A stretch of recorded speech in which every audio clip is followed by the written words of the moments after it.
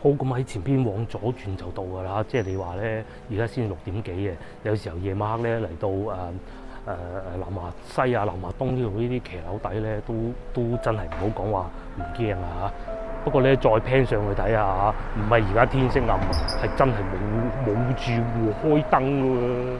但凡中意食煎雞蛋啊、炸雞蛋啊嗰啲人咧，我諗呢個畫面佢一定頂唔順㗎啦。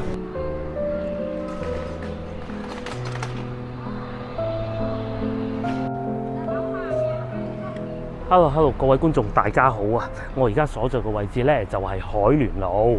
咁今日咧亦都係我一個人出嚟拍攝啊。咁咧話説啊，我去幫觀眾揾屋咧，去荔灣啊、越秀，尤其荔灣啊特別多。喂，原來咧海珠區都有好多觀眾啊，想我去幫佢揾佢曾經住過嘅地方嘅喎。咁今日咧，我哋就先從海聯路呢度開始，一路往西行下，行勻成條濱江路嘅。第一個地方就係海聯路嘅158號。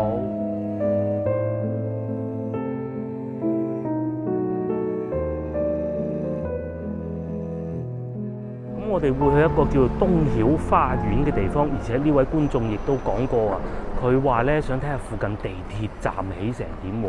咁啊158號咧，應該就喺呢個方向行過去啊嚇。咁啊，然之後咧，我仲記得啊，之前咧我仲有經常夜晚去踢波嘅時候咧，我有經過呢度嘅嚇，經過呢度，我嚟過呢個叫做奇樂竹升麵試過嘅，都 OK 嘅，都 OK 嘅。咁因為呢個鐘數咧已經係過咗5點鐘㗎啦。今日呢集影片咧，因為篇幅比較長啊嚇，可能我都係會翻到後段先至去揾嘢食啦。而且咧而家食嘢未免太早啦嚇，快啲影完觀眾要揾嘅地方先，特別多啊今日。嗱，根據地圖顯示咧，喺我嘅左面啊，呢度咧已經係叫東曉花園㗎啦。咁隔離呢度咧，一個附近非常大型嘅醫院嚟嘅。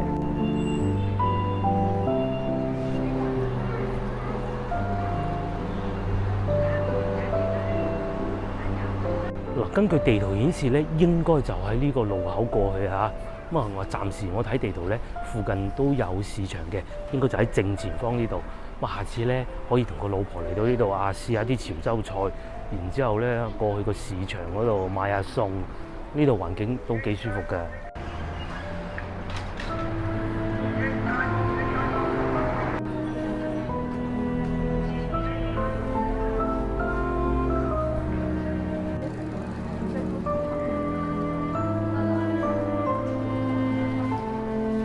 嗱，根據地圖顯示啊，對面呢個海珠區老人公寓咧，已經係168號㗎啦。咁極有理由相信，睇下會唔會喺右邊呢度入去。我哋過咗馬路先。呢度啲門牌咧極為複雜啊！嗱，只能嚟到呢度睇見啦。從呢塊牌咧，我哋就估計158號應該就係從呢度換上去啦。咁至於咧右邊呢幾位街坊咧，我啱先經過啦，大家可能聽得唔係好清楚，佢哋仲喺度討論緊究竟起唔起電梯啊！再將鏡頭轉過嚟對面閘呢度嚇，呢棟樓咧又已經加裝咗電梯㗎啦，隔離嗰度都係，不過俾棵樹遮住咗啫嚇。反而觀眾要求拍攝呢度啊，呢個阿姨喺度同啲街坊吹緊水咧，係未加裝電梯嘅。隔離咧就係啱先所講嘅海珠區老年公寓咧。咁我哋應該會喺呢度輕輕兜個圈睇下佢周邊嘅環境啦。嗰度咧就寫住東門嘅，咁啊睇上去都係80年代建築風格㗎嚇，有可能係90年代嘅。呢個只能係靠猜測嘅啫。咁啊睇下算啲屋苑咧，附近啊好多停車位啊，即係講明咧附近喺度住都應該幾好揾嚇。但係咧仲有啊一個大門牌，上邊寫住咧係122號嘅。咁啊，同埋如果唔係因為揸住手提電話地圖同埋啱先嗰塊牌擺喺嗰度鐵閘隔離嗰個咧，應該係會揾唔到嘅，因為手提電話今日好似神神地嗰啲定位錯嘅。嗱，再嚟啊，嚟到呢度有個保安亭，呢度上邊咧亦都係寫住係158號，應該係另外一個門嚟嘅。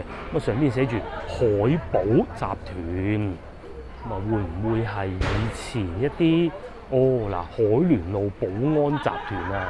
應該就喺呢度上去啦。呢度啲門牌實在得意啊，零零舍舍咧嗰度變到150幾號嘅，全部咧都係110號、120號之間嘅啫。好，咁啊，因為時間緊迫啊，我就唔再慢慢拍啦。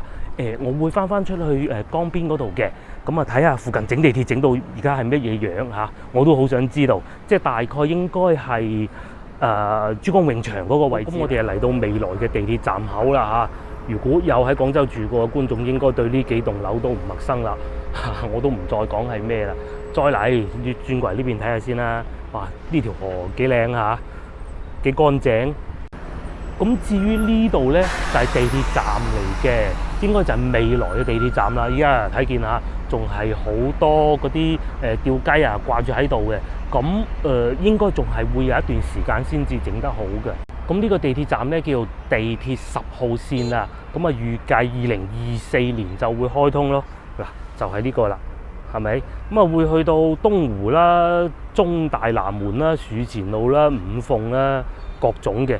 最終係會去到天河客運站同埋西朗嘅。好，咁啊話咁快，第一個環節就完成啦。得到嘅答案呢，就係地鐵站起緊2024年啦。我斷估啦，通常都係年底噶啦嚇。咁啊而家2020年仲有2年多啲啦。第二，啱先我哋去過海聯去158號呢，係未有加裝電梯嘅，而且似乎街坊仲喺度討論緊應唔應該加裝電梯。接落嚟第二個環節，我哋就會去遠安路啊，好似係叫做咁啊。然之後咧，我哋會沿住江邊一路行，經過海印公園。有觀眾聽到呢度又覺得奇怪啦，海印乜唔係喺河北嘅咩？冇錯啊，係好奇怪。廣州路名海印公園咧，其實係喺河南嘅。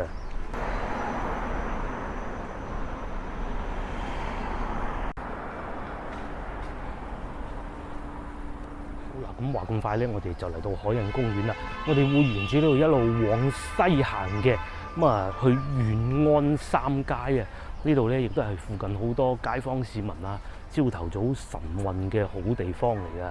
咁呢度嘅綠化咧係搞得非常之好嘅，而且有一個最大優勢，就係正對住珠江河啦。嗱，呢度風景係超正啦嚇。首先咧，呢個地方就係啱先所講嘅黃金海岸啦嚇。正前方就係廣州塔啦，望過去對面咧就係二沙島咯喎。繼續往前行，仲會見到海印橋添。我哋會沿住呢度一直往西行嘅。嚟到呢個鐘數咧，已經係5點半啦。咁有啲小學雞啊、幼兒園啊已經放咗學啦。今日涼爽啲嘅，所以咧人比較少咯嚇。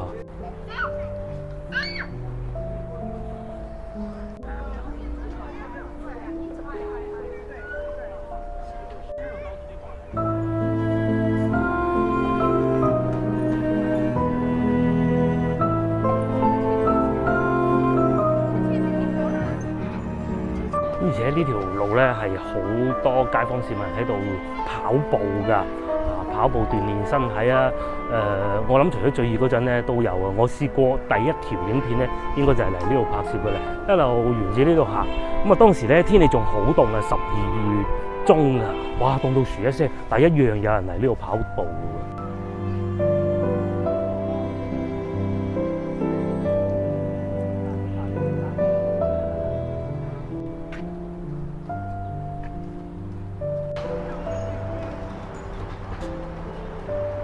哇！嚟到呢個鐘數咧，已經係差唔多5.9個字啊！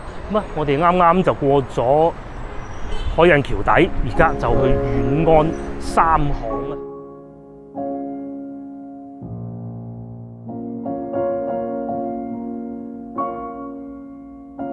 地圖顯示咧，應該就喺呢度入去嘅。咁啊，觀眾就冇俾到話詳細緻嘅地址啊，佢淨係叫我可唔可以入去遠安三行裏邊行下？咁當然係冇問題啦嚇。應該就喺呢度前邊呢個鐵閘呢度入去嘅，兩個小朋友喺地下爬嚟爬去嗰度咧。好，咁啊應該差唔多到啦，喺前邊往右轉嘅啫。哇！發現呢度咧嗰啲屋啊都唔係8層啊，1、2、3、4，好似4到5層嘅啫喎。咁啊，然之後咧，全部都係會有鐵閘嘅，但係就唔係完全鎖住嗰種咯。根據地圖顯示咧，遠安圍蔽小區啊，遠安三行3號樓就喺呢度裏邊嘅。咁啊，相信咧裏邊呢度全部都係叫遠安三行嘅。我哋靜雞雞走入去睇下，不過裏邊咧就比較黑，因為樹木夠多啊。又講翻上一集講過嘅話題啊嚇，樹木夠多咧，講明啲小區啊夠老啊，夠年紀啊。咁可惜咧就仲未睇到門牌。哦，係啦，嗱，我呢度見到啦，遠安3巷4號啊。嗱，呢度光猛啲，再換一個角度睇下，1、2、3、4、5層樓高嘅咋。咁啊，呢啲肯定係冇加裝電梯㗎啦。有少少似咧，早幾日我哋去到人民北路嗰度咁樣嘅樓嚟嘅。咁啊，稍為就好似新淨啲啲咁多啦嚇。咁啊，附近咧亦都有一間比較大嘅小學嘅，就濱江東路小學啊。但係咧呢啲屋咧都好有人情味啊！樓上阿姨咧喺度煮緊飯啊，好鬼死香啊嚇！即係嗰啲煮飯味咧，再嚟睇下呢棟樓啊，係嘛？咦，幾有味道！外牆係重新油過油嘅，以前肯定唔係咁顏色㗎啦。咁然之後咧，排水管道肯定已經全部換成 PVC 管啦嚇，肯定係唔會爆渠㗎啦。好似面前呢度咁啊，亦都係早幾日去到睇見人民北路嗰啲屋咁樣啦。一個單位一個房裏邊咧，外邊陽台露台係公用嘅。咁然之後咧，嗱，呢度仲有個單車棚嘅喎，幾勁啊！有單車棚嘅小區，因為我都好耐未見過啊嚇。我屋企以前樓下咧都有個單車棚嘅，依家咧都唔知拆咗嚟做乜嘢啦。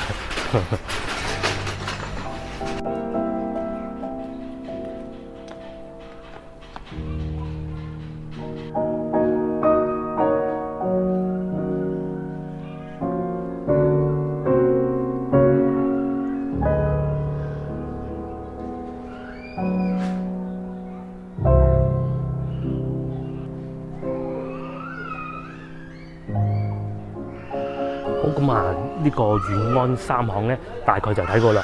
佢係一條好大好大巷嚟嘅，裏邊咧有好多我而家身邊呢一種屋啊，5層嘅屋嚟嘅。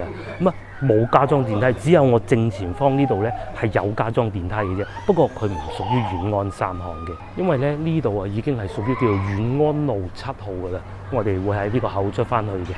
話時話咧，我都勸咗呢位觀眾好耐啦。話時話真係大話成個月都有啦。佢仲好搞笑，佢叫我許大哥，不過冇乜問題嘅，都係一個稱呼嚟嘅啫。好，呢個環節完成，我哋又去下一個環節。下一個環節係遠少少啦，會翻到去解放橋嗰個位置。哦，hello，話咁快，我哋又嚟到解放橋底啦。我啱先點過嚟嘅咧，就踩單車啦。喺嗰度嚟到呢度12分鐘，超級爽啊嚇！接落嚟下邊呢個環節咧，我哋有隻鎮泰小學啊。話說呢位觀眾咧，我又係欠咗佢好耐啦。當時話說係咁嘅，我同我老婆啊去市場買菜，去堑口市場買菜啊。買完之後咧，咁佢就話不如你可唔可以拍下鎮泰小學咁？我冇辦法啦，已經走咗啦，所以只能留到依家先至過嚟咯。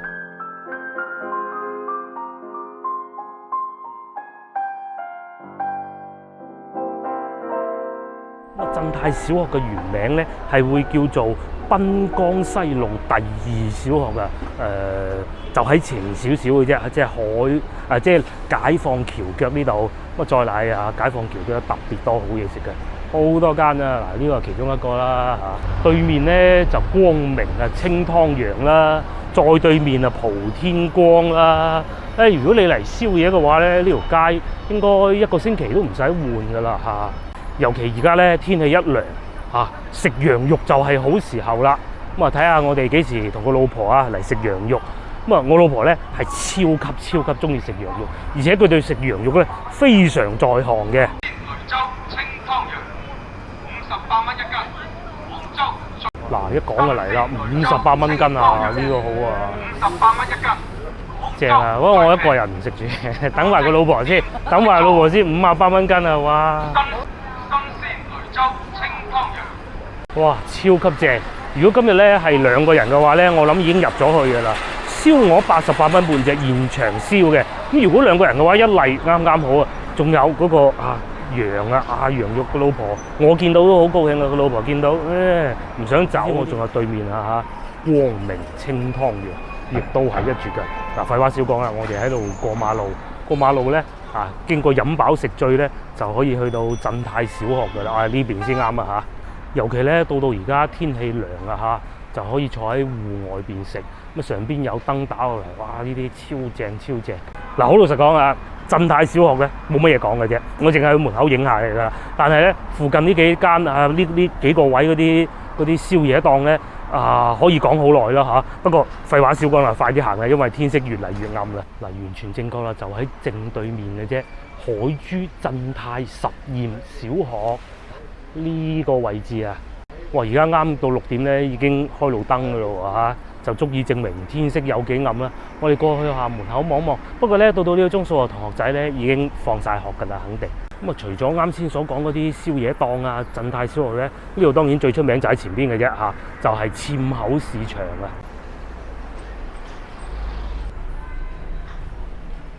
前邊就係鎮泰小學啦嚇。就喺呢個位置，佢學校門口咧就唔算太大嘅，而且咧應該到放嘅時候呢度比較緊張，因為點解咧？右邊啊就已經係落橋位嘅啦嘛，啲同學仔接放學咧係比較麻煩嘅。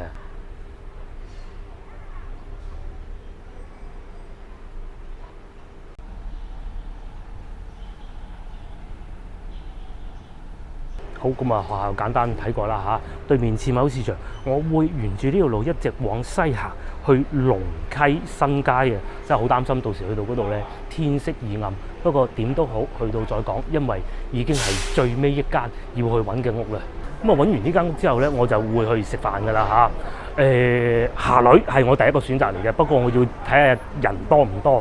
咁啊，如果實在太多人嘅話咧，附近都有幾個唔錯選擇食麵啦嚇。之前同太太去過嘅，叫做漢記啊。都應該係冬天嘅時候去過，9個月之前啦。而家再去亦都係不妨啊。仲有好多，去到再講。嗱，話說上一次咧，我同我老婆嚟硤口市場啊，其實當時係行錯路㗎，我哋行錯咗另外一個方向㗎，即係嚟到濱江西呢邊咧，其實即係始終唔係喺呢邊大嘅，咁啊淨係識得分南華東南西北嘅啫啊，咁啊始終咧唔係喺呢邊大嘅。當時坐完船硤口碼頭上岸，好似係叫硤口碼頭啊，咁啊嚟硤口上場一路行咗去濱江西嗰邊，真係烏龍啊！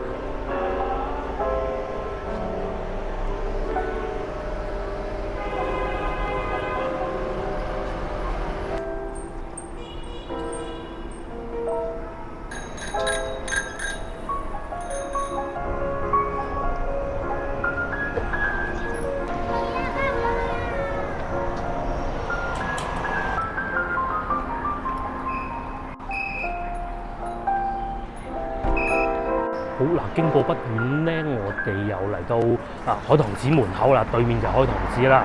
咁啊呢邊咧就係209號咯喎，唔知大家知唔知209號以前發生過咩事嘅咧嚇？咁209號行前少少就係㗎啦，我右手邊已經係223號啊。呢嗱就係面前呢個位置，你應該其實我係完全唔知呢段歷史㗎。以前做嘢嘅時候咧，有師姐講過我聽嘅。咁師姐同埋師傅咧都係喺呢度附近長大嘅，咁佢係好多古仔講嘅。然之後對面係一個樓盤嚟㗎，勁唔勁咧？嗱，咁同埋呢度上邊咧係一個住宅樓嚟嘅，係有人住嘅啊。成珠小鳳餅啊，不過當然啦，其實係咪呢個位置我真係答唔到大家，因為我完全唔知道，我淨係靠前邊2個字成珠2個字嘅啫。不過咧再 pan 上去睇下嚇，唔係而家天色暗，係真係冇住戶開燈喎。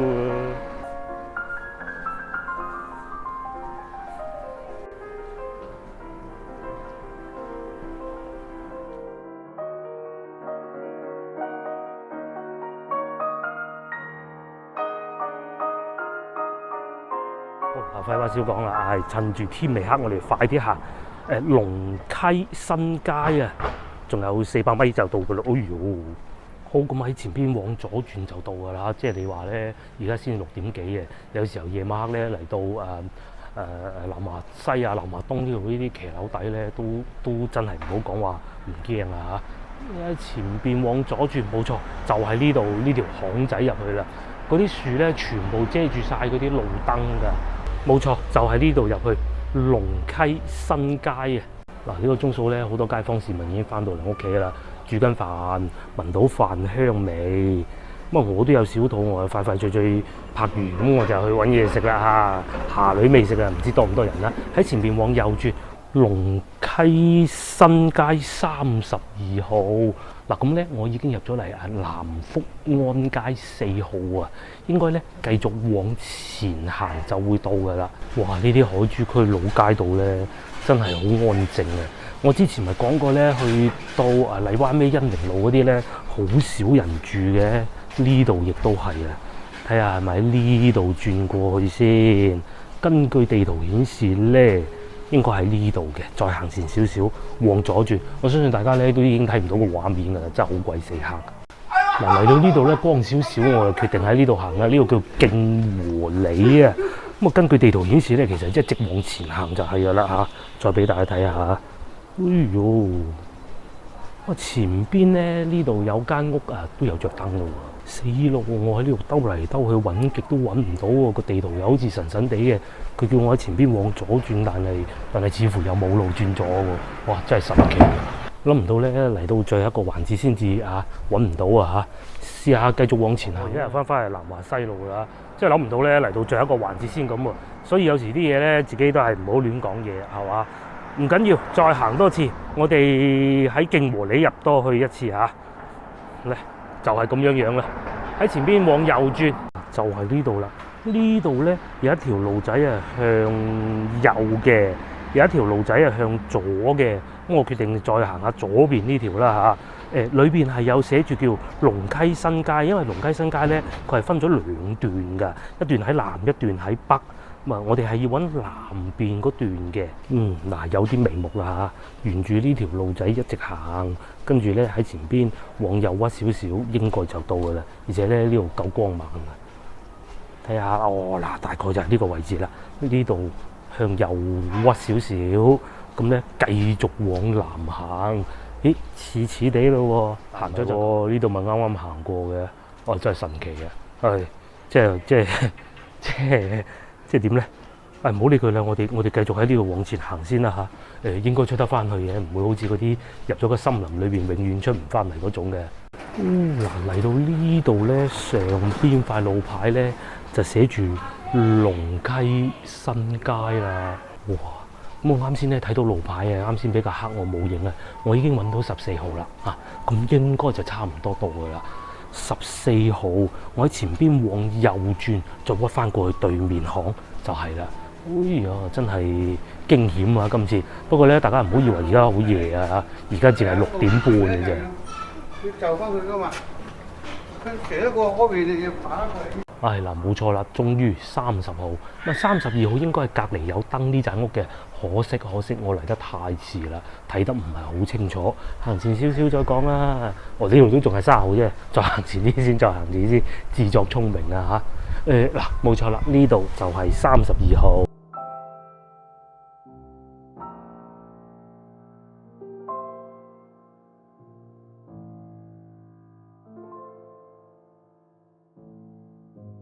哇！終於揾到啦，不過咧都怪我嚟得太遲。啱先咧，我已經喺嗰度影咗幾張相，我原先諗住用手提電話錄影嘅，但係咧都冇辦法，只能影咗幾張相。仲要咧喺嗰度有條冷巷，嗰條冷巷咧係望到盡頭嘅，但係你望唔清係咩嘢。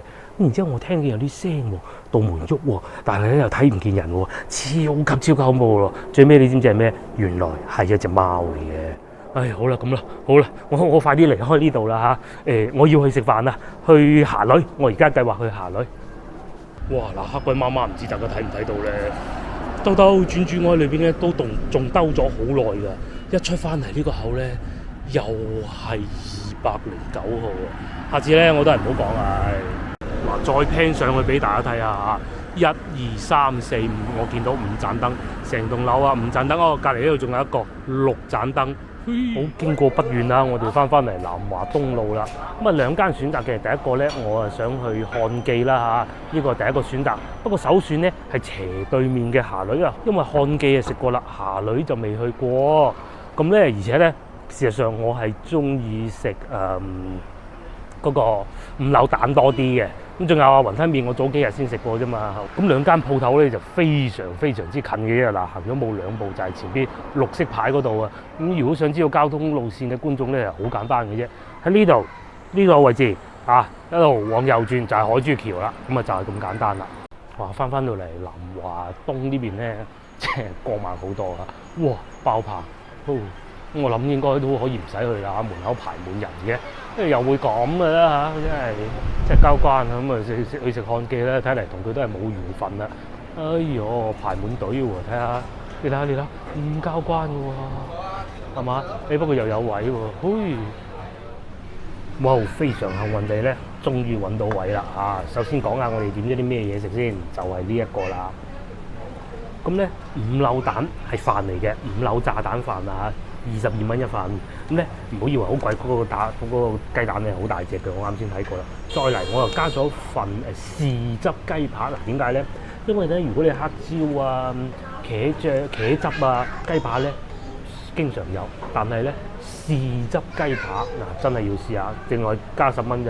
咁啊再嚟，仲有咧自己去筆嘅一碗例湯啊，嗱，呢啲咪自己屋企煲啲例湯咯，係嘛？有冬瓜嘅，冬瓜咧，因為自己筆啊，所以咧sorry，呢個係節瓜嚟啊，所以咧你可以筆幾多都得㗎啊，幾大方係咪？呢啲咧就叫住家菜啦啊。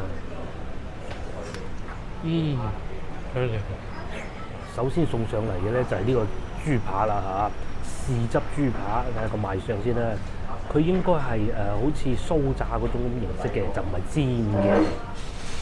呢啲咧食唔晒打包得噶嘛，不過唔知點樣打包嘅嚇，試再講。1人3號。哇！唔該晒，哇！好，唔該。嗱就係咁啦，我而家好後悔啊！咁大份點食啊？黐嘅，死咯！講翻個雞扒先，真係與眾不同。大家睇下，佢似咩咧？嗰啲醬汁咧就似我同我老婆啊去食嗰啲叫做炒聖子或者炒聖子王嘅。咁佢唯獨少咗咧就係嗰啲青椒嘅啫。佢就唔係我最中意嗰種咧煎到一邊脆嘅，佢係成件咧有啲粉裹住嗰種嘅。嗱，換個角度睇下，做法係好特別。咁然之後咧，但係個醬汁先至係其他地方揾唔到嘅。哇！呢嚿好脆。然之後飲啖例湯。呢個唔叫例湯，呢個叫節瓜湯。你話點辦咧？我先試呢部分。呢部分咧係冇醬汁嘅嚇。冇醬汁嘅試下先，哇！但凡中意食煎雞蛋啊、炸雞蛋啊嗰啲人咧，我諗呢個畫面佢一定頂唔順㗎啦。即係你一個碟頭飯咧係蛋多過飯嘅嚇。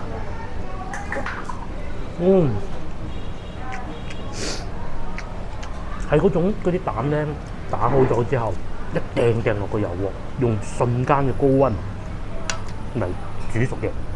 但係咧又唔會話好重嗰種油益味，因為有啲咧如果你用得油多啊，其實佢係會好漏嘅。咁當然啦，因為你有5柳啊嘛，係咪？雖然睇上去咧32蚊啊，好似貴啲啊，哇咁鬼大份！即使咧呢一個5柳蛋啊，如果喺外邊嗰啲飯店啊、茶樓咧，我最平見過18咯，最平啦，我講緊係。接落嚟再講下啲5柳料啊。佢係嗰種唔算話好濃味嘅，因為有啲5柳料咧，我唔中意佢係會食落去有一種好攻鼻嘅感覺嘅，佢係冇嘅。然之後咧，再攞呢啲窿特別多，即係佢氣孔特別多呢部分雞蛋咧，點啲5柳汁，一定要咧索滿佢。哇！一咬落口咧，脆卜卜嘅。咁然之後咧，因為佢蛋白啊，脆卜卜嘅，然之後咧就索滿嗰啲5柳汁，咁啊再嚟咁樣夾少少飯，然之後咁樣等落口，哇！嗰啲蛋咧索滿嗰啲汁啊，咁然之後咧今次夠多嘅，咁配上少少飯咧，一咬落去咧係有汁爆出嚟嘅。怪唔得咁多人排隊啦！嗱，再嚟整件有蛋黃嘅先啊！呢部分有蛋黃啊，要咁樣成連埋成抽5柳呢啲就正。一樣爆汁。嗱，大家再睇下，而家好啲嘅係有位剩嘅。我啱先上咗2樓食，咁咧佢哋喺隔離呢度咧係仲有 set 咗都5、6、7張台啊嚇，坐滿人㗎。咁佢哋有2樓嘅，我啱先就喺2樓坐，2樓咧就坐得舒服啲啦。但係咧係因為要拍嘢，我先上2樓嘅啫。如果唔係咧，其實喺廠仔食先至有味道。嗱，我又食飽飽啦，大家睇上去覺得點咧？我好少試過自己出嚟拍嘢，自己出嚟食嘢係要打包嘅，真係唔好意思，我要打包。我又唔想浪費啲嘢食啦，嗰個5柳蛋我真係食唔晒。而且大家唔好唔記得喎，今集影片咧，我係由濱江東一路去到濱江西，中間係踩單車啊嚇。但係咧，由5點鐘開始一路拍到一路行咗個幾鐘頭，先至個幾2個鐘嚇，先至入到去食嘢啊，都係食唔晒嘅。嗰份飯咧，如果2個人嚟就真係啱啱好啦嚇。哦，超勁！今次終於嚇欣賞到霞女美食啦。咁啊食到咁飽，我哋都行路過橋啦。嗱，呢度咧就海珠橋啦。點解會冇晒啲燈嘅咧嚇？而家咧先至係未夠8點啫喎。唉，又會咁樣嘅咧嚇？反而樓下嗰間咧光猛好多啊。咁啊再遠少少就係天字碼頭啦。咁好啦，約定各位觀眾下集見啊！約定大家下集見，拜拜。